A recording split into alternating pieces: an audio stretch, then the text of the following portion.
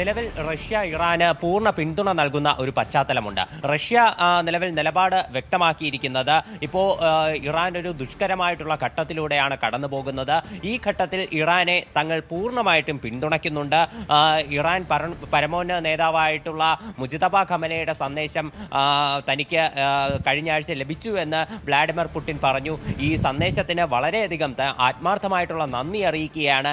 ഈ ഘട്ടത്തിൽ Iranian ജനതയ്ക്കൊപ്പം Putin തങ്ങൾ നിൽക്കുകയാണ്. അതുപോലെ എല്ലാവിധ സഹായങ്ങളും ചെയ്തു നൽകും. അത് സമാധാന നീക്കത്തിനാണെങ്കിലും ചർച്ചകൾക്കാണെങ്കിലും തങ്ങൾക്ക് സാധ്യമായ, റഷ്യയ്ക്ക് സാധ്യമായ എല്ലാ സഹായങ്ങളും ഇറാന് ചെയ്തു നൽകും എന്നതാണ് ഇന്നലെ വ്ളാഡിമിർ പുടിൻ ഉറപ്പ് നൽകിയത്. ഇറാന്റെ വിദേശകാര്യമന്ത്രിയായിട്ടുള്ള അബ്ബാസ് അരക്ചി റഷ്യയോട് വ്യക്തമാക്കിയത് ഇപ്പോൾ നിലവിൽ അമേരിക്ക തങ്ങൾക്ക് മുന്നിൽ ഈ ചർച്ചകൾ പുനരാരംഭിക്കാൻ വേണ്ടി നിർദ്ദേശം ഞങ്ങൾക്ക് മുന്നിൽ വെച്ചിട്ടുണ്ട്.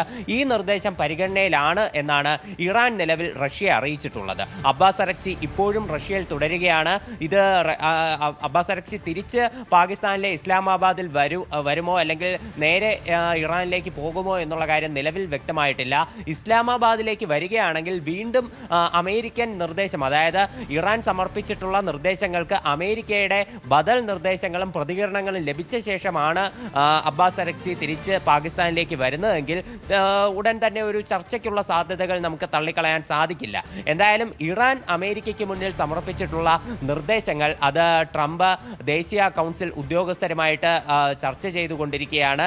അപ്പോൾ ഇത്തരമൊരു ചർച്ചയ്ക്ക് ശേഷമായിരിക്കും ട്രംപ് ഔദ്യോഗികമായി തന്നെ തൻ്റെ തീരുമാനം അറിയിക്കുക. ഈ വിഷയത്തിൽ ട്രംപ് തന്നെ ഔദ്യോഗികമായി US-ന്റെ നിലപാട് അറിയിക്കുമെന്നാണ് വൈറ്റ് ഹൗസിന്റെ പ്രസ് സെക്രട്ടറി ആയിട്ടുള്ള കരോലിൻ ലെവിറ്റ് പറയുന്നത്. ഇപ്പോൾ നിലവിൽ ദേശീയ ഉപദേഷ്ടാക്കളുമായി ട്രംപ് സംസാരിക്കുകയാണെന്നും കരോലിൻ ലെവിറ്റ് വ്യക്തമാക്കിയിട്ടുണ്ട്. അപ്പോൾ നിലവിൽ എന്തായാലും ഈ ചർച്ചകൾക്കുള്ള ഒരു സാധ്യത തന്നെയാണ് നമുക്ക് മുന്നിൽ കാണുന്നത്. ഇതിനിടെ UN അവരുടെ ഒരു അടിയന്തര കൗൺസിൽ യോഗം വിളിച്ചു ചേർത്തിരുന്നു. ബഹ്റൈൻ്റെ നിർദ്ദേശത്തെ തുടർന്നാണ് ഇത്തരമൊരു യോഗം വിളിച്ചു ചേർത്തത്.